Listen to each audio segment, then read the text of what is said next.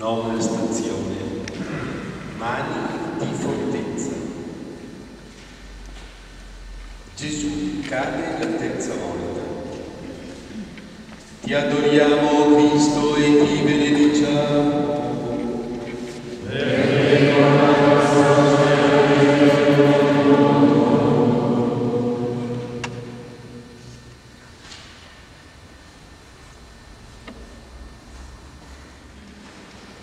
Disse Gesù: nessuno che ha messo mano all'arado e poi si volge indietro è adatto per il regno di Dio.